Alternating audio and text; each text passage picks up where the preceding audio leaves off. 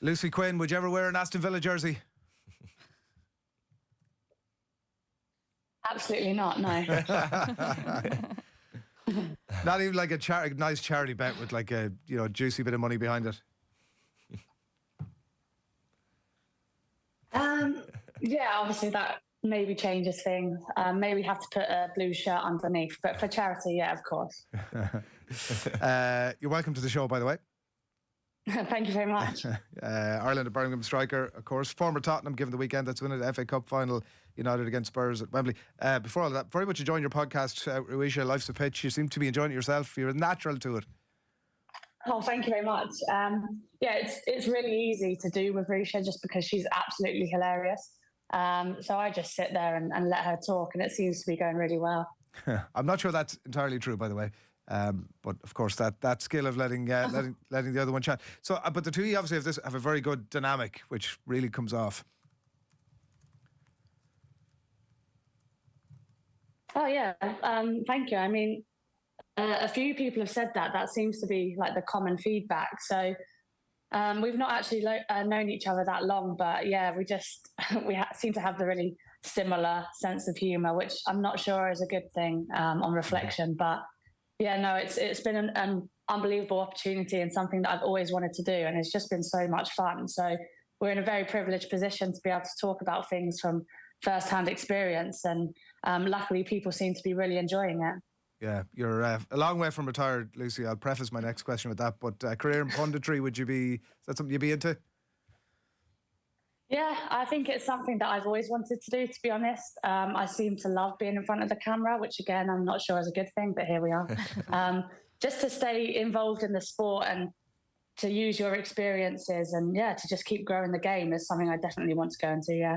It's kind of interesting how it's become more common for players to do it, even when they're in their career. You have the podcast with Ruesha. We saw Niamh doing comms on England, Ireland at the Aviva a couple of weeks ago whenever she's off injured. It's kind of good that people are getting these opportunities to, I suppose, build those skills rather than have to finish up your career and then go into media or whatever other path there is. Because as we know, there has been relatively limited paths in the past. Yeah, sorry, I actually lost you a little bit there, but I think I got the majority of it. But yeah, I think it's one of those things that when the game's starting to grow, you didn't really realise that you could go into, but now it seems to be that a lot of players are interested in that, and I think it's something that's only beneficial. Yeah. Tell us about your season as well, Lucy. Obviously, disappointing maybe with Birmingham City that things haven't worked out in terms of promotion. Hard to readjust to life at a slightly lower level. Is that the short story of it? No, I think, in fairness, I think the championship is becoming more exciting because it's so much more competitive now, and it's just going to continue to get more competitive every year. There are teams that are obviously really backing their women's teams now, so the likes of Southampton, Crystal Palace, Newcastle, Wolves, Portsmouth have just been promoted, and it is always going to be difficult. We had a lot of changes. We obviously had a lot of changes within the squad and a managerial change as well. And yeah, we're actually really disappointed with how the league went, but we have to take ownership that we just weren't consistent enough. And to win a league and to go on and keep growing, you have to have that mentality. And that's something that we have to really focus on next season. We were talking about this before the show this morning, Lucy, but is there a level of frustration there that you only get one team up from the championship, so all this effort and commitment goes into the season, and a lot of teams can be within that mix, 3 or 4 teams certainly within a shout of going up, and yet only one goes up? Yeah, no, that is really frustrating. I can understand why it's been that way for a while, but I'm not sure that it should continue that way. I think there are more teams that are now able to sustain those kind of levels, and to have to go up maybe to keep some level of consistency there, and to allow teams time to grow and to build into WSL teams, which I understand. But yeah, it is definitely frustrating because there are teams that are capable of doing that. They've gotten rid of the playoff, I believe, in saying the leagues below. So now you have a northern and a southern team come up into the championship, which is really good. Because again, that was just denying opportunity. So I do think it is something that will change in the next couple of years. Yeah. Talk to us then about the FA Cup final, obviously, this weekend. Neither of these teams have won it before. What's the story where United are at? Was last season, was it an overachievement, and what's happened this year is a better gauge of where they're at? What's your sense of Manchester United? Yeah, I think it's a fair point if people think it is an overachievement because of, you look at the top consistent 3 or 4 teams in the league and they're actually not always in it. But when you look at the squad of players that they have, I think it isn't an overachievement to be in a cup final like this one. Obviously, it's completely different to the league, and the run you go on and the momentum that you pick up in a cup can be completely different to league form. So, you know, they've done it last year. They've come very close. They put in a good performance last year against Chelsea and just missed out. So I think they're probably favourites to do it this year. Yeah, like that point, Bethany England was talking about it during the week, saying that Spurs are underdogs. Like, they have beaten City to get there. They've beaten Arsenal this season. I mean, maybe they are, but there's not by much. Yeah, no, I agree. That's another squad that's grown and has attracted players that have come from teams with a wealth of experience. You've obviously got people like Drew Spence, Bethany England, people that have been there and done it before. So, you know, I don't think it will be a rollover at all. And like you say, sometimes that underdog story works out for the better. So I think it will be really, really competitive game. Is Spurs' mental approach quite important to this one, Lucy, as well? Because I think Bethany England referenced this as well in the build-up, that some of these players may not have played on the pitch before. They're used to maybe the confines of Lee Sports Village or possibly smaller grounds than Wembley, and even the pitch as well, and the scale of it. Could that have a factor as well? Because I'm sure it can be overawing, I'm sure, for some players playing here for the first time. Yeah, absolutely. And it'll be interesting to see how they've approached it as a team. Have they embraced that underdog story and said, you know, let's go out and show what we can do and prove some people wrong? Or have they turned around in the change room and said, actually, we're up there with Manchester United? You know, there will be players in that squad that have played in front of those kind of crowds before. A number of the girls played in the World Cup and experienced that kind of atmosphere. So obviously going to Wembley to play in arguably the biggest cup final in your domestic league is daunting. But yeah, is it that Manchester United have just experienced that and can use that to get them over the line, and Tottenham will maybe fall short, and this is just the start of them becoming consistent in cup finals? I think the point you made there, Lucy, about how Spurs approach it and how United approach it mentally is really interesting, because they're probably two teams that we've seen at various points in the season. Spurs in particular, like even in recent seasons, they'll start off really well and then they'll just kind of hit a downward slump, or else they won't be great at the start of the season and then all of a sudden they'll go on a run, and it always feels like it's not so much a squad issue as sometimes a mentality issue, and feeling like they're a team that can go out there and achieve the results and be up against the likes of your Liverpools and Uniteds for maybe that fourth spot, and hopefully then creeping up into the top 3. And then with United this season, you've seen them rescue things from the absolute brink in the dying moments quite a lot, and showing that resilience, but probably with a squad that is really missing your Alessia Russo's, Onabagier, and hasn't really clicked in the same way. So it's a really interesting dynamic between the two sides.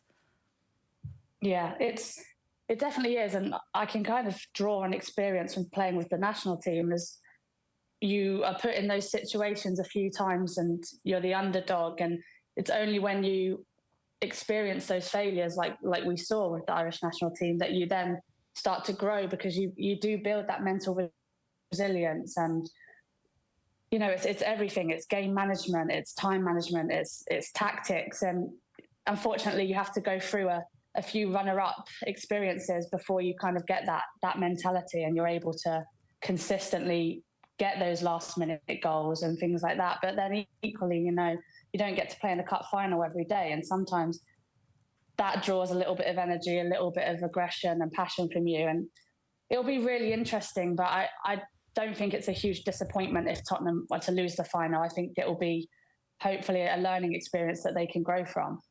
We do a segment here every Friday where we have to guess the results of certain games, and I have it down as a 1-1 draw after 90 minutes and then 2-1 United. So Putting all my cards on the table, that is what I have predicted for the weekend. I think United might just scratch it. But I think it'll be a lucky goal rather than a forceful tactical display where they absolutely dismantle Spurs. Mm.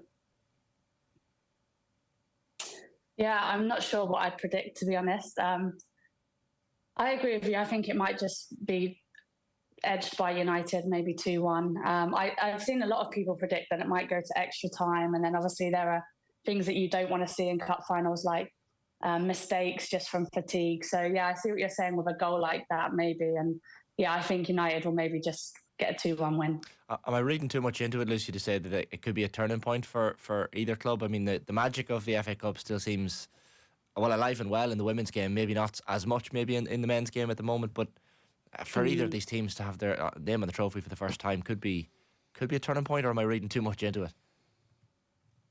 No, I definitely think so. I think you're right with what you said. I think the FA Cup really holds something in the women's game because it was the only game about that seemed to draw crowds or draw interest for a long time.